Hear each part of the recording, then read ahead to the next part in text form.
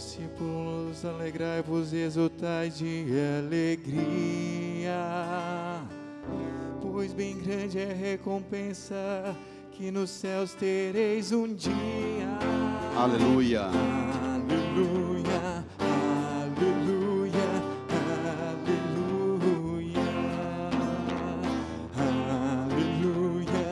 aleluia, aleluia, aleluia. O Senhor esteja convosco. Ele está no meio de nós. Proclamação do Evangelho de Jesus Cristo segundo Mateus. Glória a vós, Senhor. Naquele tempo, vendo Jesus as multidões, subiu ao monte e sentou-se.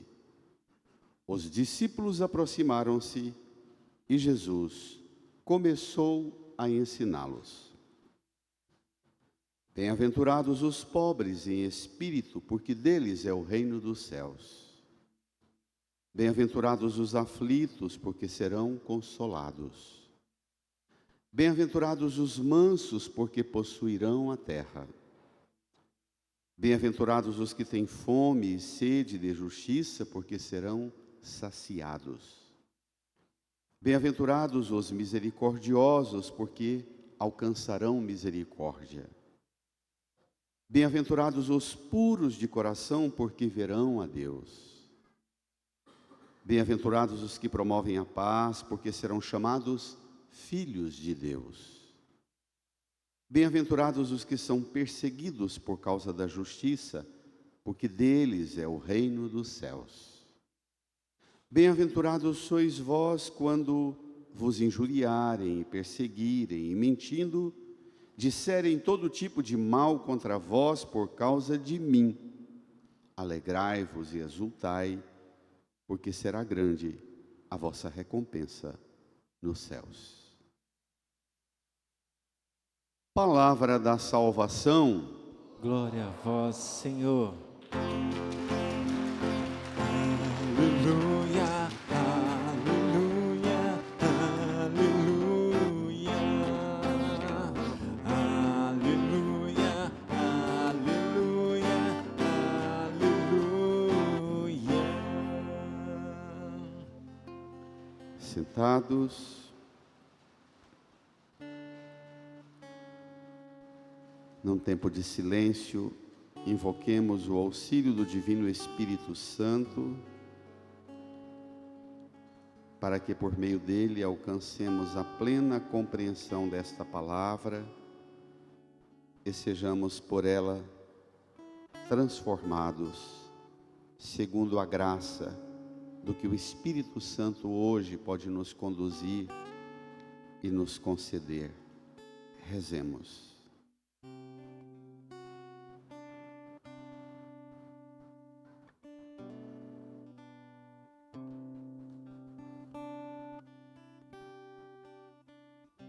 Amém. Irmãs e irmãos, estamos percorrendo um caminho com Cristo. E hoje, no relato do evangelista Mateus, nós iniciamos uma sessão nova.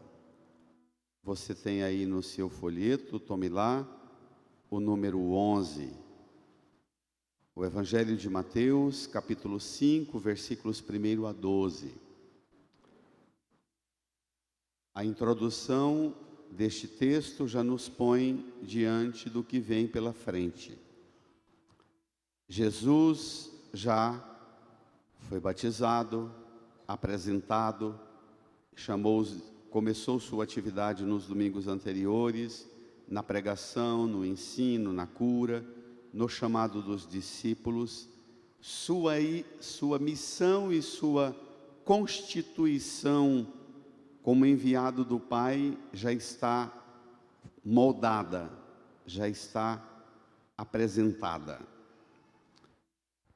E agora inicia uma longa sessão de ensino, são 3 capítulos. O capítulo 5, 6 e 7, chamado de O Sermão da Montanha, que eu até recomendaria aos irmãos e irmãs, nas próximas 3 semanas, até a quarta-feira de cinzas, uma boa atividade para o aprofundamento na fé e na experiência de oração seria ler e reler tantas quantas vezes forem possíveis esses 3 capítulos. Ler, reler até quanto lhe for possível. Porque aqui, também nos domingos próximos, nós vamos tirar alguns elementos desse Sermão da Montanha, que é um conjunto de ensino através do qual Jesus decide já, de forma antecipada para nós, como é que nós podemos tomar parte no reino dos céus que está próximo. Ele iniciou sua pregação dizendo: convertei-vos, o reino dos céus está próximo. Agora ele apresenta, no critério da conversão, como é que nós podemos adentrar, mergulhar na realidade nova desse mistério. Vamos lá? As reflexões que eu apresento estão no livro, são pistas de reflexão, não daria para trazer textualmente, porque é um vastíssimo material, do livro Jesus de Nazaré, de Bento XVI, o capítulo 4, o Sermão da Montanha, que é muito, mas muito precioso. Mas eu digo já de antemão, não é uma leitura qualquer, não é um livro para comprar e ler e depois na porta da igreja dizer: eu já li. Se fizer isso, não leu, não valeu nada a leitura, porque é um tipo de texto de Bento para ir lendo o Sermão da Montanha e pesquisando em Bento, e lendo Bento e pesquisando nos textos que ele indica. Eu considero o mais bem elaborado material, seguramente, desse último, do 2º milênio. Nós não encontramos no 2º milênio da história da igreja algo com um grau de ordenamento teológico, pastoral, espiritual, como Bento faz. É maravilhoso. Por isso, várias palavras-chave ou ideias assim, que parecem quase que deslocadas, são frases ou são palavras que eu tiro do texto de Bento para tentar construir em você, ativar em você um desejo ardente de mergulho. E aqui vale uma nota para a catequese, para os catequistas, para os pais dos catequizandos e para a meninada da catequese, também a catequese de adulto. Esse Sermão da Montanha, em alguns países do mundo, os padres, especialmente os monges, fizeram uma espécie de livrinho de bolso somente com esses 3 capítulos, que de forma, depois caiu um certo desuso, porque fizeram uma interpretação não muito boa. Disseram que o Sermão da Montanha é um manual ético e moral, mas ele é muito mais do que isso. Reduzi-lo a um manual ético e moral é infinitamente mais do que isso. Você vai entender por quê na própria provocação de Bento XVI. Bento inicia o seu Sermão da Montanha apresentando as bem-aventuranças. Dependendo como você conta, são 8, dependendo são 9 ou até mais. Ficarei com a contagem de Bento, as 8 bem-aventuranças. A introdução do sermão são as bem-aventuranças e depois o sermão, que continua como se ao longo do Sermão da Montanha ele fosse pegando uma por uma das bem-aventuranças, ou pegando 2, 3 e fazendo delas um desenvolvimento para aplicação na vida. Porque não é fácil. O mais difícil do Sermão da Montanha, o mais difícil das bem-aventuranças é aplicá-la na vida. A gente fatalmente distorce como possibilidade de aplicação na vida. Vamos lá? tentar superar essa distorção. Naquele tempo, olha os verbos.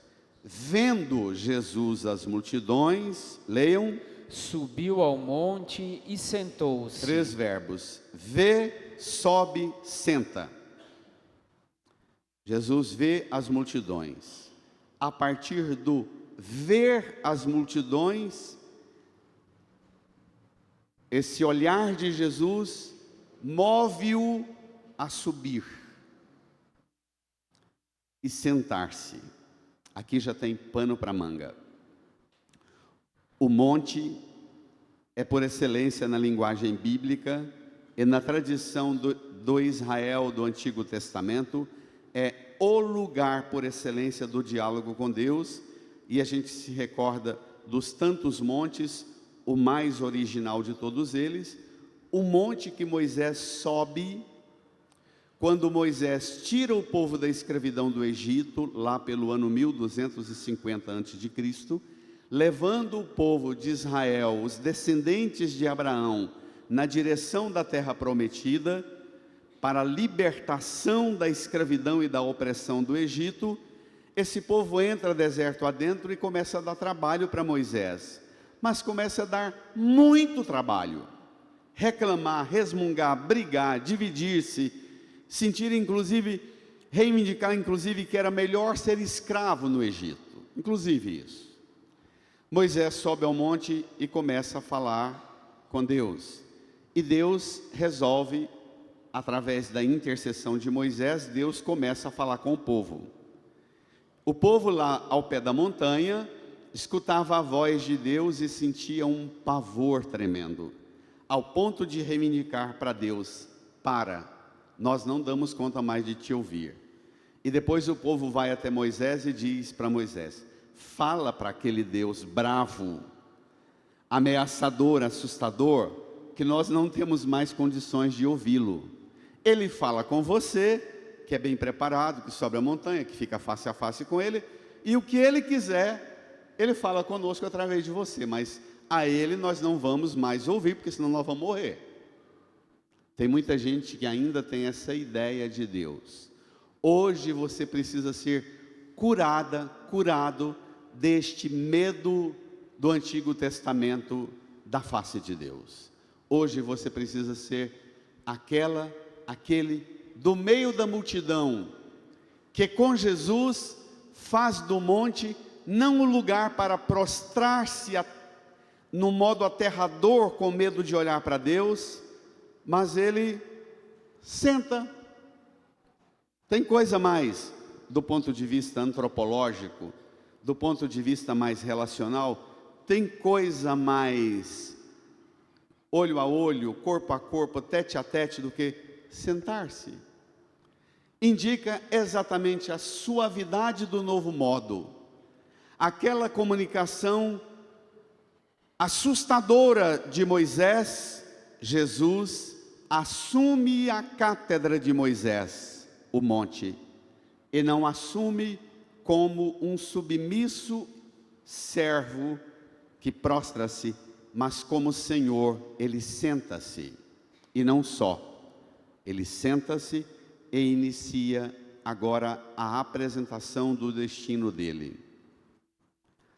Ao subir o monte e sentar-se, ele já está prefigurando os muitos montes que vão aparecer na vida dele. Se você ler bem no Evangelho de Mateus, aqui é o começo do capítulo 5, já no capítulo 4, imediatamente após o seu batismo, que a gente vai ver no primeiro domingo da Quaresma, ele é levado pelo Espírito Santo ao deserto, onde ele passa 40 dias em jejum, uma oração, sente fome e sede, e o diabo o tenta para transformar a pedra em pão, para saltar-se do alto do templo. E a última tentação, a mais ardilosa tentação do demônio, ele leva Jesus num monte muito alto e mostra todas as glórias, os reinos deste mundo e sua glória. Aqui a gente pode dizer, portanto, que é o segundo monte de Jesus. O primeiro é o da tentação, aqui é o monte do sentar-se, do ensino. A partir deste monte que ele senta-se, ele já se apresenta antecipadamente para nós quem ele é, e só vai esclarecer, vai limpar nossa visão, vai tirar os véus para a gente entender a face desse Deus que se esconde na nuvem, na neblina do monte. Ele vai tirar todo o véu, toda nuvem, iluminar no Monte Calvário, no trono da sua cruz.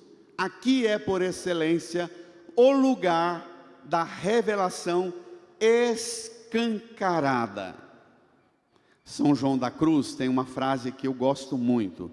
São João da Cruz diz que depois que Jesus subiu o Monte Calvário e foi crucificado e morreu na cruz, alguém que diz que Deus ainda tem algum mistério escondido que nós não sabemos qual é, que Deus já não nos deu a conhecer todos os mistérios da sua grandeza e do seu amor, diz São João da Cruz, quem diz isto está blasfemando contra a cruz de Cristo. Eu sou encantado com essa expressão do místico João da Cruz. É maravilhoso dizer que há ainda mistérios, como os mistérios das religiões das gnoses múltiplas, que hoje estão cada vez mais à moda. É uma blasfêmia contra a cruz de Cristo. É a partir da cátedra da cruz e do Monte Calvário, por excelência, que nós alcançaremos a compreensão límpida do ensino que ele vai dirigir-nos agora. Vamos ver? Ele sobe, vê multidão. Desculpe, multidão não, no plural. As multidões. É mais. Vê, sobe, senta. Os discípulos que já estão constituídos aproximaram-se dele. Versículo 2, leiam. E Jesus começou a ensiná-los. Pronto, agora eu quero uma reação corajosa e ousada da vossa parte. Reage, igreja. As 8 bem-aventuranças. Eu introduzo e vocês proclamem bem forte. Bem-aventurados os pobres em espírito, porque deles é o reino dos céus. Bem-aventurados os aflitos, porque serão consolados. Bem-aventurados os mansos, porque possuirão a terra. Bem-aventurados os que têm fome e sede de justiça, porque serão saciados. Bem-aventurados os misericordiosos, porque alcançarão misericórdia. Bem-aventurados os puros de coração, porque verão a Deus. Bem-aventurados os que promovem a paz, porque serão chamados filhos de Deus. E por último, mais forte, bem-aventurados os que são perseguidos por causa da justiça. Vai. Porque deles é o reino dos céus. Juntos. Bem-aventurados sois vós, quando vos injuriarem e perseguirem, e mentindo disserem todo tipo de mal contra vós, por causa de mim. Bradem. Alegrai-vos e exultai, porque será grande a vossa recompensa nos céus. Será grande a vossa recompensa nos Moisés subiu ao monte. Subiu ao monte, falou com Deus, Deus falou com o povo mandou Deus calar, porque não dava conta de ouvir. Deus opta com Moisés de dar a Moisés as tábuas da lei. Moisés desce do monte com as 2 tábuas da lei, os 10 mandamentos. Que Bento XVI usa uma expressão muito sofisticada,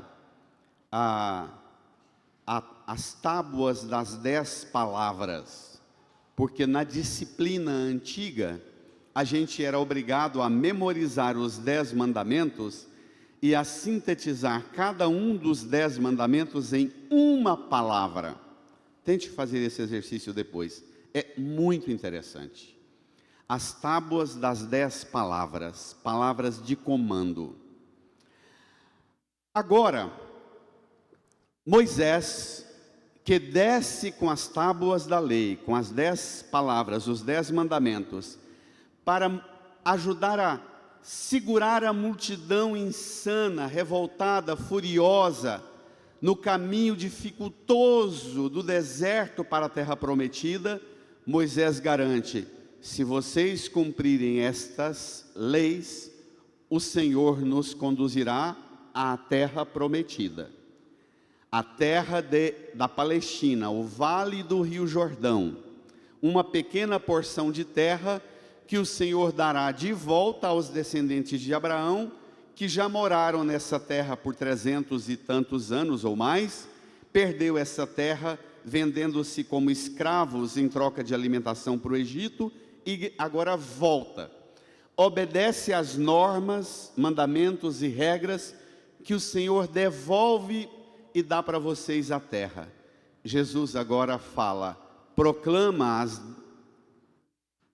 bem-aventuranças e diz: se vocês cumprirem essas bem-aventuranças, vocês não vão retomar a terra prometida. Vocês vão entrar onde? No reino, também no plural, no reino dos céus. A recompensa nos céus.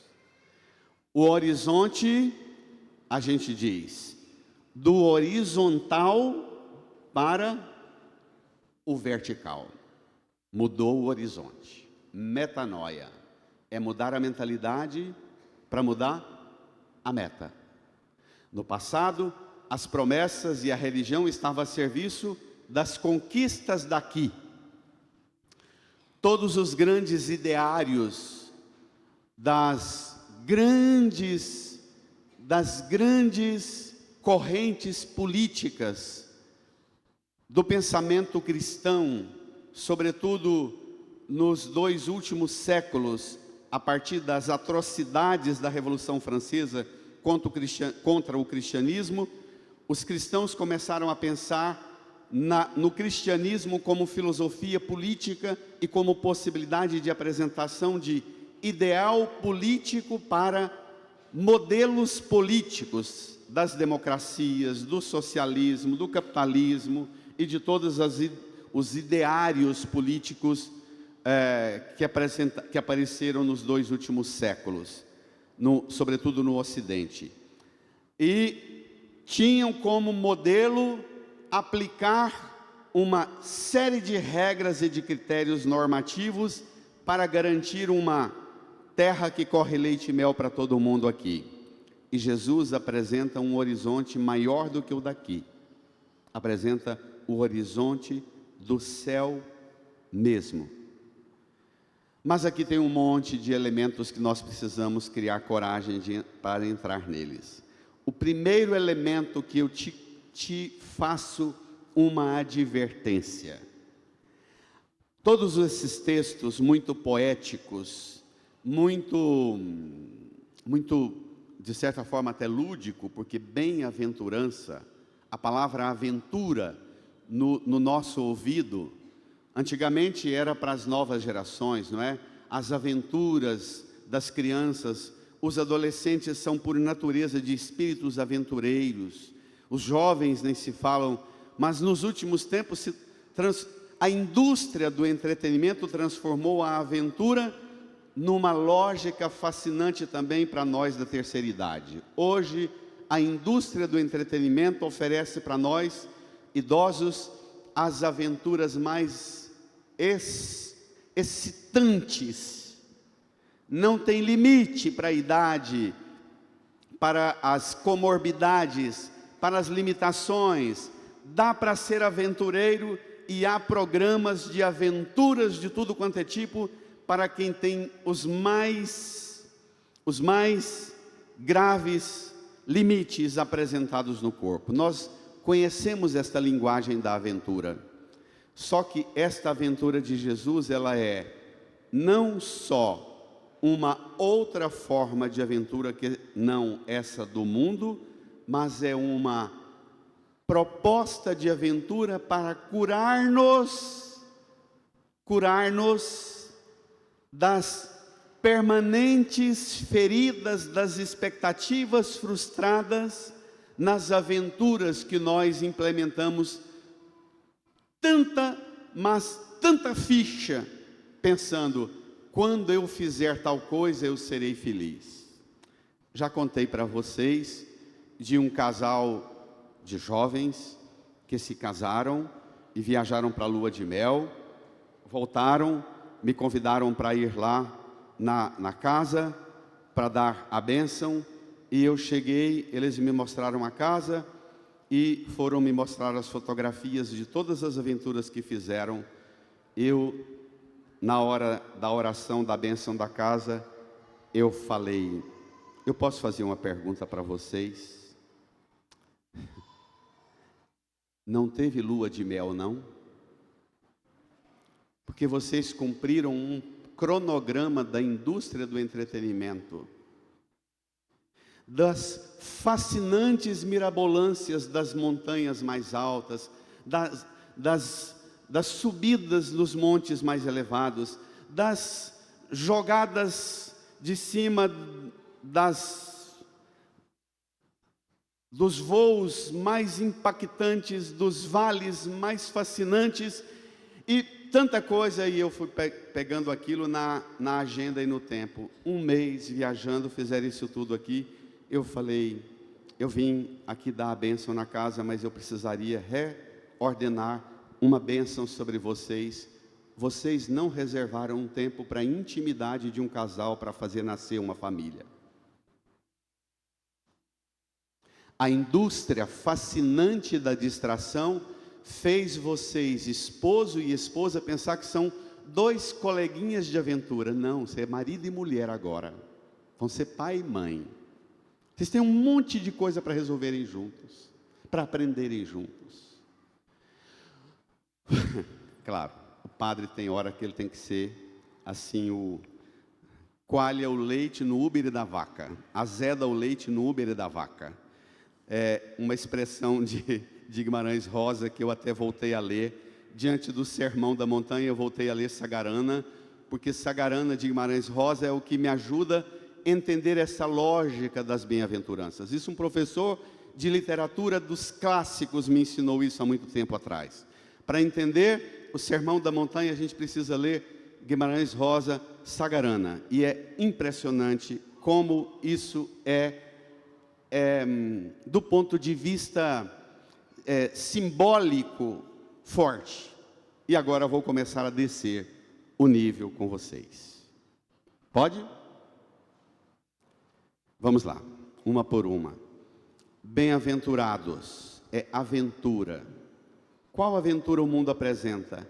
O acúmulo e a conquista dos bens, inclusive nos jogos, nos bets, no crime organizado da indústria dos jogos. Paulo, me ajuda com os termos técnicos desse trem aí que você domina. Inclusive, o mínimo de esforços possíveis para ganhar o maior número de dinheiro e acumular, e virar essa porcaria, esse lixo dos influenciadores que nunca trabalharam senão fazendo dancinhas pornográficas e eróticas, transvestidos de criminosos e de bonecos inflados para a pornografia e para a violência, serem modelos para a nossa juventude e até para nós velhos. Que horror! Que lixo! Que coisa assustadora nós estamos vivendo. Como é que pode esse tipo de gente que não tem absolutamente nada para oferecer, a não ser o fascínio do acúmulo, ter 5, 10, 20 milhões de seguidores? E Jesus chama-nos, diferente dos escravos das jogatinas aí das betes, Jesus chama-nos a ser aventurados, bem-aventurados, pobres de espírito. Aqui, não espiritualize o pobre em espírito. Aqui é mais. Aqui além de ser pobre materialmente, é também pobre de espírito. O que significa isso? É um corajoso a despojar-se de tudo que é e de tudo que tem. Diz Bento, eu até desço.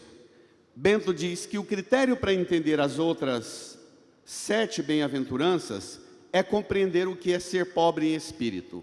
Ele diz: não se alcança a compreensão das bem-aventuranças, e particularmente do pobre em espírito, se não for diante da cruz. É aqui por excelência que ele é o pobre de espírito. Filipenses, a carta de Paulo aos Filipenses: Jesus Cristo, existindo em condição divina, não fez o ser igual a Deus uma usurpação, mas esvaziou-se a si mesmo, assumindo a condição de escravo, e se fez homem, se fez servo, obediente até a morte, morte de cruz. Ele esvaziou-se de si, sendo Deus se fez homem, e sendo homem se fez escravo, e se fazendo escravo se fez um maldito condenado pregado na cruz, para nos libertar de todas as falsas ilusões desta vida. Ele é o pobre, que não tendo onde reclinar a cabeça, pregado na cruz, com as mãos pregadas, a coroa de espinhos para impedir que pense as coisas de Deus, as mãos pregadas para impedir que faça as obras de Deus, os pés pregados para impedir que caminhe nos caminhos do Pai. Ele aceitou esta humilhação, se fez pobre e, por último, pobre também de espírito. Disse ao Pai a sua última oração na cruz: Pai, em tuas mãos entrego o meu espírito, e expirando morreu. É ele o pobre em espírito, é ele o esvaziado de si, é ele o que, além de não ter bens, entrega ao Pai sem resistência o próprio espírito, o despojado ao extremo. Pobre em espírito, diz Bento XVI, é aquele que depende só de Deus e não põe sua confiança em absolutamente nenhum fascínio de bens. Já respondendo à interpelação do Salmo 1 e do profeta Jeremias: maldito o homem que confia no homem e põe nas coisas deste mundo o seu apego. O pobre em espírito é, por excelência, dele é o reino dos céus. Por que dele é o reino dos céus?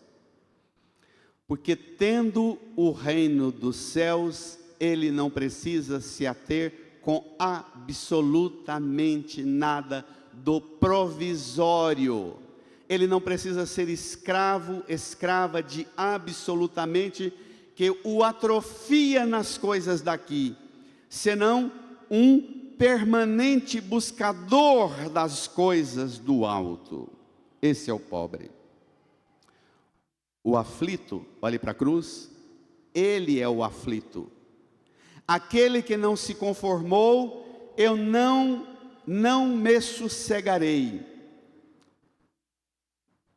Dependendo das tradições das Bíblias antigas, aflito é também chamado pelos que choram. Em Lucas é bem-aventurados os que choram. Aflito ou os que choram, ele é o aflito. Olhe para a cruz. Aflito porque não vou sossegar enquanto eu não tiver pago com o meu sangue o preço de uma por uma das ovelhas condenadas ao castigo, à morte eterna por causa do pecado. Ele é o aflito que não suspirou, acalmando-se, enquanto não pagou o preço de nosso resgate. Reage, igreja.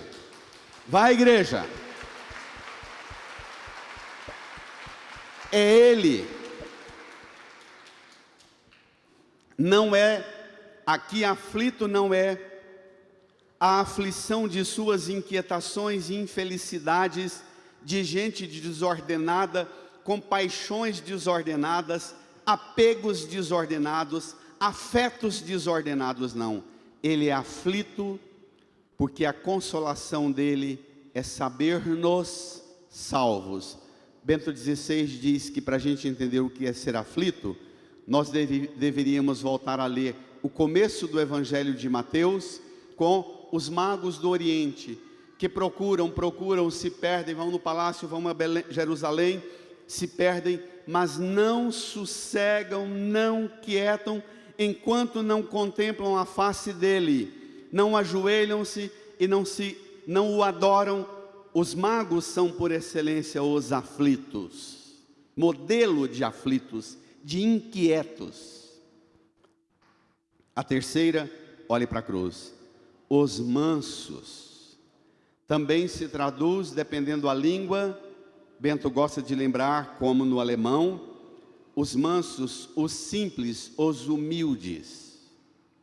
Mansos aqui, vale lembrar uma nota importante. A maior parte desta lista de bem-aventuranças e os nomes dessas bem-aventuranças, na linguagem comum nossa, nós a utilizamos para xingar uns aos outros. A gente gosta de, quando a gente quer tratar alguém assim como inseto, pisar e moer, a gente diz, você além de pobre, você é pobre em espírito. Mas você é manso, hein? Se você pegar essas bem-aventuranças, todas elas servem como palavra de xingatório, de depreciação do outro, para você ver o nível do que nós chegamos.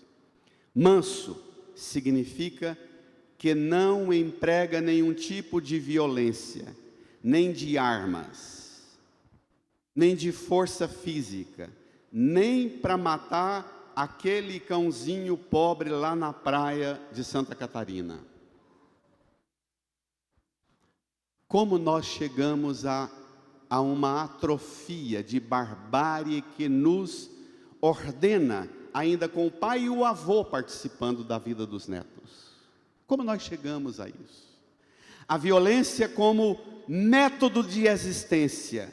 Os mansos possuirão a terra. A primeira promessa de Abraão, hein?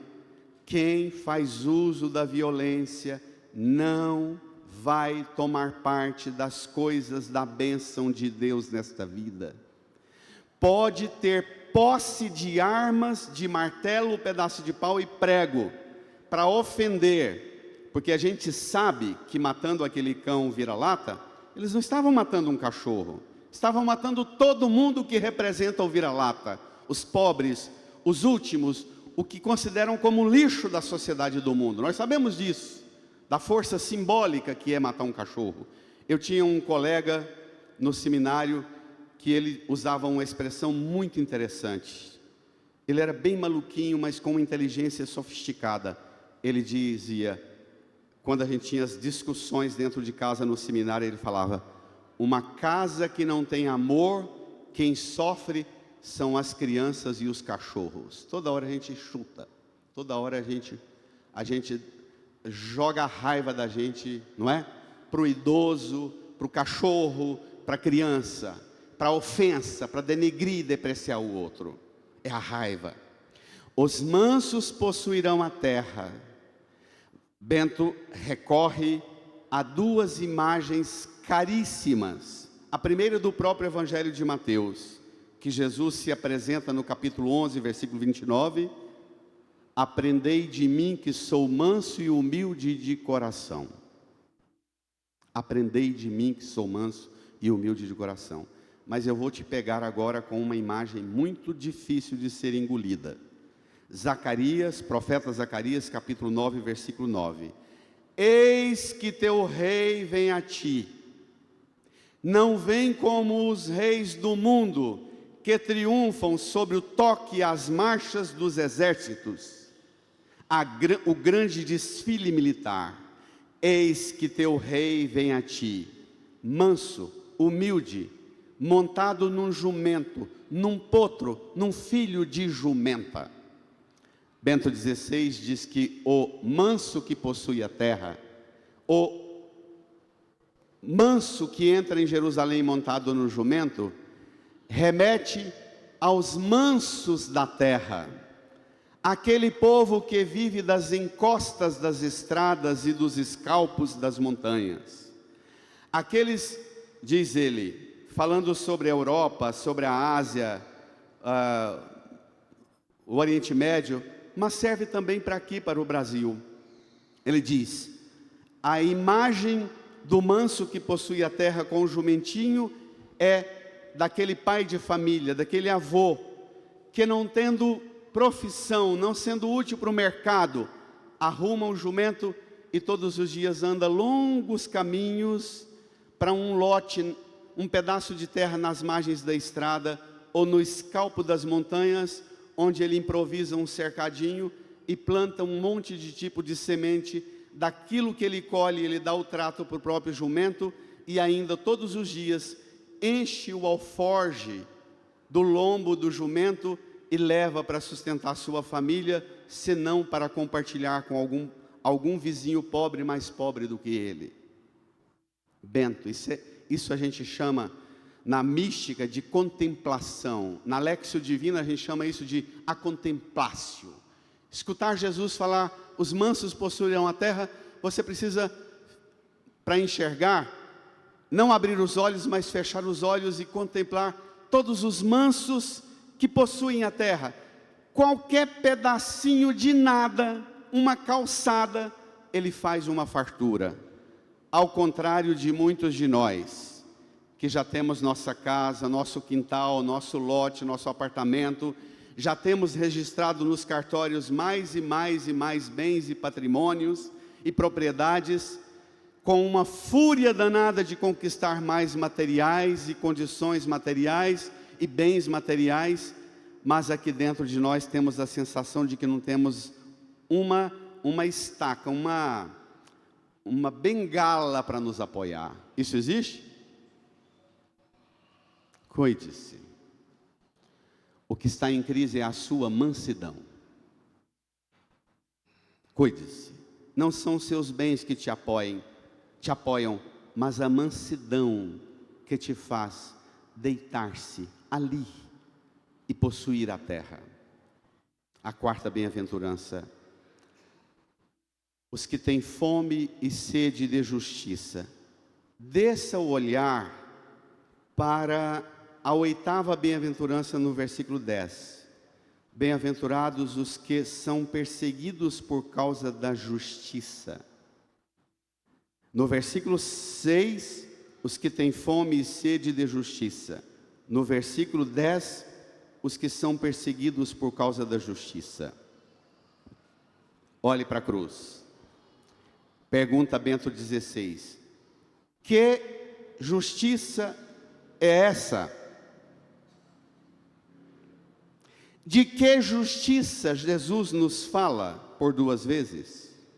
Que torna-nos bem-aventurados das coisas de Deus. Ter fome, sede e ser perseguido, diz Bento, é a justiça da fé. É a justiça do quem alcançou a graça de conhecer a vontade do Pai. Eu não sossegarei enquanto não executar a vontade do meu Pai que está no céu. É dessa justiça que Jesus está falando. Diz Bento: bem-aventurados os que têm fome e sede de justiça, não é a mesma coisa que bem-aventurados os que têm fome e sede de vingança. Os que têm fome e sede de adquirir uma arma para executar a justiça segundo a sua opinião. Esses dias, vendo e lendo o que a gente lê sobre no Brasil e a necessidade que nós temos mestres na ciência da justiça e do direito aqui tem um grande mestre. Eu me constranjo por falar perto deles, mas a gente precisa falar disso. Existem necessidades vitais para aperfeiçoar o ordenamento jurídico e o sistema jurídico, a justiça como um senso de zelo da dignidade de todos, segundo a nossa Constituição. Precisamos limpar e purificar nossos tribunais, mas isso nós não fazemos nem com armas, nem quebrando Brasília, e menos ainda fechando os órgãos e os organismos ordenados para a aplicação da justiça, e nós mesmos com as nossas ideologias, seja da turma do martelo e da foice, invadindo e fazendo justiça com a própria mão, ou da bancada da bala, que defende todo mundo ter a sua arma e executa e aplica a justiça. Não é dessa justiça, da execução com a própria mão, que Jesus está falando. Não pode ser. Se fosse, ele mesmo não seria o por excelência, o faminto, o sedento e o perseguido por causa da justiça do reino. O maior ódio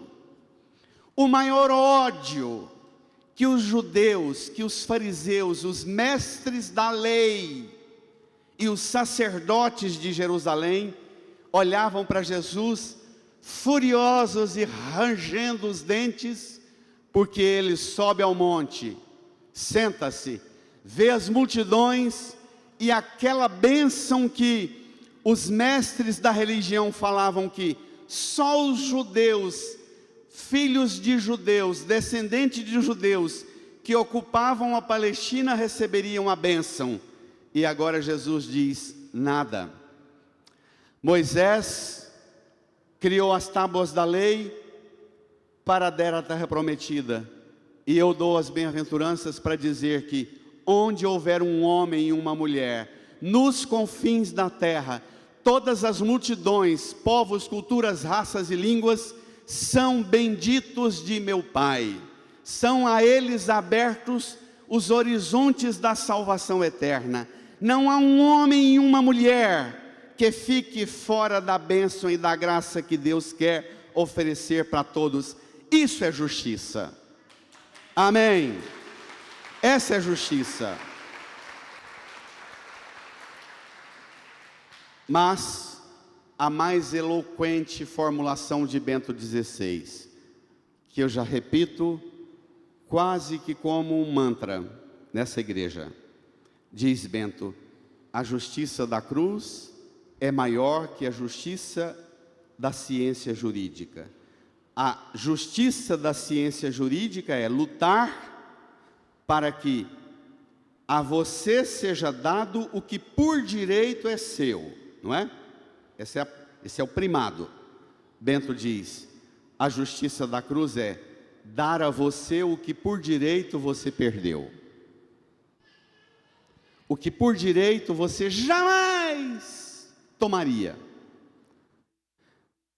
Ser alguém que senta aos pés do próprio Deus, que está no monte, sentado, e aprende com Ele a graça de, escutando sua palavra, aceitando o seu evangelho, a sua boa nova, convertendo-se, mudando de vida, passando pelas águas do batismo. A justiça da cruz é devolver a você as feições de filha e filho de Deus. Amém. Amém. Reage. Essa é a justiça da cruz. No recheio, entre os que têm fome e sede de justiça e os perseguidos por causa da justiça, olhem comigo, versículo 7. Bem-aventurados os misericordiosos, os puros de coração e os que promovem a paz. Justiça para Jesus é esse recheio do bolo. Tem justiça lá em cima, justiça lá embaixo, como duas fatias de pão. E no meio, o recheio, a misericórdia, a pureza de coração e o promover a paz. A misericórdia consiste em pegar as cordas do meu coração e envolver você no seu sofrimento e na sua miséria e cuidar de você do jeito que Ele cuidou de mim. o bom samaritano do Pai. Isso é misericórdia. Eu trato você com o meu coração, com as fibras do meu coração, do jeito que Ele tratou-me quando eu estava quebrado e moído pelo pecado. Isso é misericórdia. Puros de coração verão a Deus. O órgão com o qual o homem e a mulher de fé podem ver Deus é o coração. Fiquei tão impactado com isso. Jesus de Nazaré, do batismo, o livro do batismo, a entrada em Jerusalém, na página 93. Ser puro de coração significa entrar no pensamento de Cristo e por Cristo, com Cristo e em Cristo, permitir que Ele te faça entrar na mente e no coração de Deus mesmo, o Pai. O puro de coração vê Deus. As crianças, os adolescentes, gostam de xingar nós velhos, de dizer, mas você é besta mesmo, você não saca nada, não é? Está por fora dos esquemas. Eles querem dizer para nós assim, que eu saco a maledicência, a nojeira, a sujeira do mundo, a imundície do mundo. Você é um coitadinho, porque você tem pureza de coração. Ser puro de coração é motivo para ser xingado, depreciado. Jesus diz que o puro de coração vê Deus. Se você, inclusive, tem rezado, buscado a religião e não vê Deus na sua vida, mude seu método de oração. Peça do Senhor a graça de dar-te a pureza de coração que cegou-te para a face dele. Amém? Amém. Peça dele essa graça. Pode ser que você tenha rezado demais, buscado demais e não percebido nada de Deus. Comece a dizer a Ele, falta-me os olhos com os quais eu posso te ver, um coração puro. Os que promovem a paz e não promovem o ódio, a raiva, desde o cachorro, o vira-lata, ao mendigo. Olhe rapidamente comigo o Salmo, para você não dizer que eu estou pregando ideologia, pauta woke aqui. Nós vivemos num mundo tão louco. O que é ser pobre, manso, humilde, puro de coração? O que é ser misericordioso? O que é promover a paz? O Senhor é fiel para sempre, diz a primeira frase do Salmo.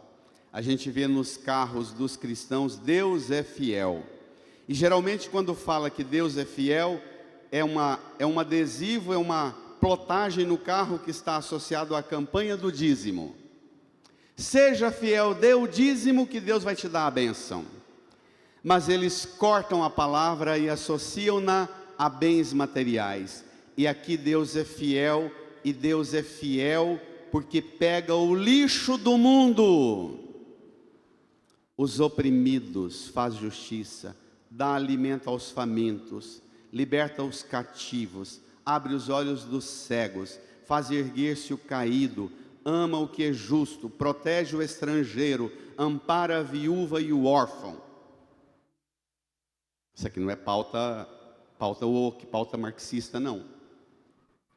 Ou você aprende a ler Bíblia e se liberta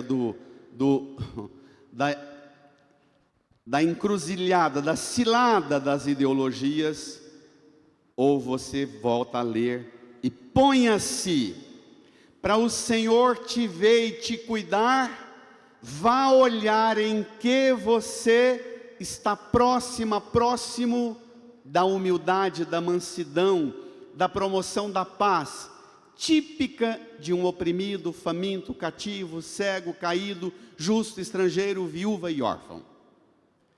Põe-se na categoria destes, que não é categoria sociológica, é categoria teológica. Tem muitos pobres que não possuindo bens nenhum, são escravos de apegos e de ambições, mais do que muitos que possuem muitos bens. Não tem? Não tem? Não é disso. Os que promovem a paz serão chamados filhos de Deus. Se andam, vou apelar, tá? Se andam te chamando de filho de outras coisas por aí, falta-te promover a paz, que vai mudar o nome com o qual te chamam. Entendeu? Espero. Para ser chamado filho de Deus, tem que promover a paz.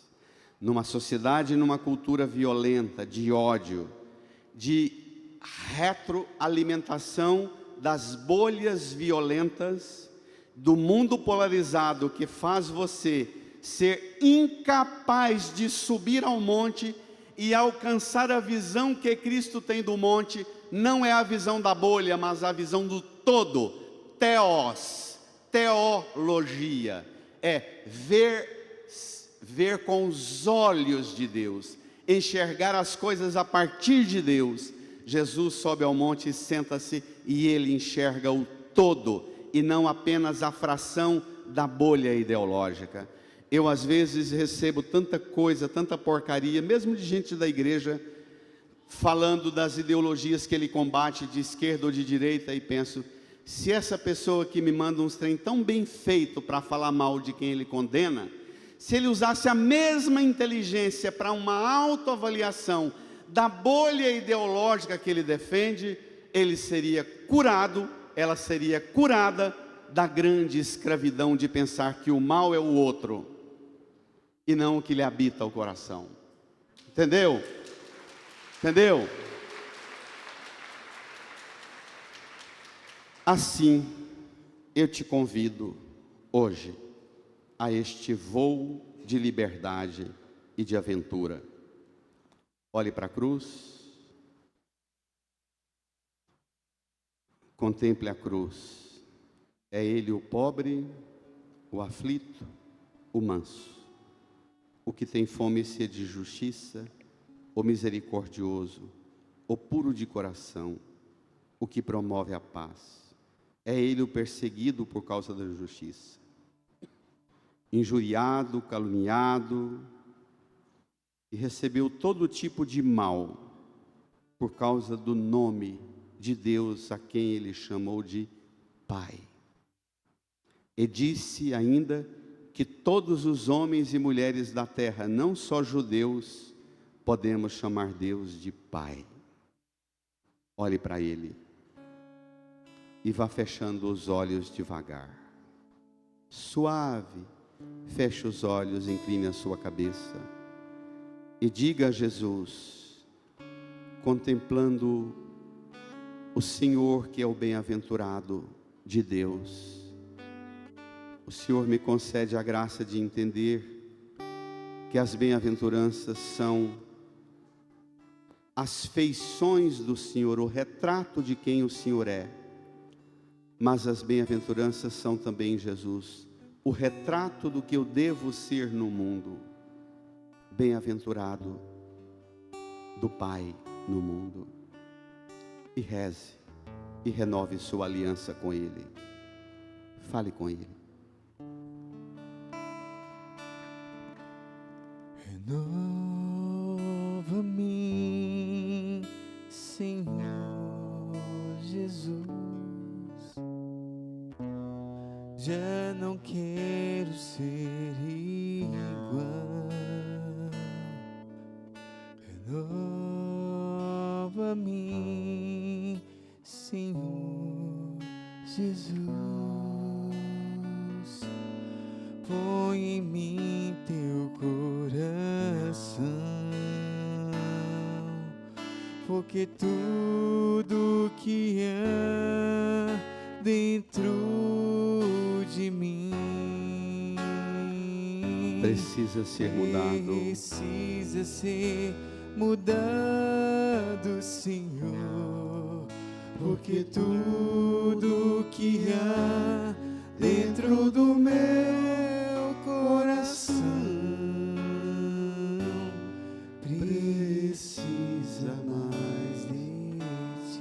Porque tudo que há dentro de mim canta. Porque tudo que há dentro de mim Precisa ser mudado. precisa ser mudado, Senhor. Fiquemos de pé. Porque tudo que há Dentro do meu coração precisa mais de Deixe o folheto no banco, estendam as mãos aqui para a cruz. Reze do seu modo, ou se te ajuda, reze comigo. Senhor Jesus, Senhor Jesus, eu creio firmemente eu creio firmemente nesta palavra. nesta palavra. O Senhor nos convida O Senhor nos convida a ser bem-aventurados a ser bem-aventurados numa outra aventura numa outra aventura que o mundo não é capaz que o mundo não de é nos capaz oferecer. de nos oferecer. Obrigado, Jesus, Obrigado, Jesus, por dar-nos nesta noite por dar-nos esta noite um ensino verdadeiro um ensino verdadeiro e nos convidar e nos convidar e nos fazer participar e nos fazer participar das bem-aventuranças das bem-aventuranças que o Senhor mesmo que o Senhor assumiu cada uma mesmo assumiu cada um e viveu cada uma. e viveu cada um. Obrigado, Jesus. Obrigado, Jesus. Eu irei Eu irei buscar buscar aplicar esta palavra aplicar esta em minha vida.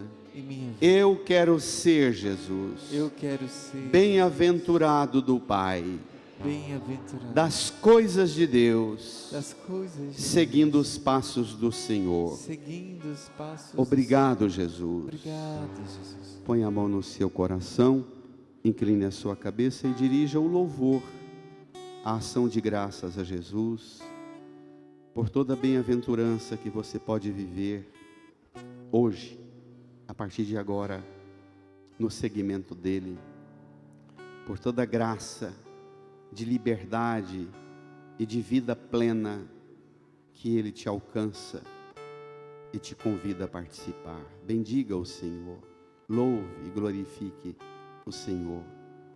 Obrigado, obrigado, Jesus, hoje e sempre. Amém, Jesus. Dirija quem está do seu lado, saudando com a paz de Cristo. Saudai-vos. Eu vejo uma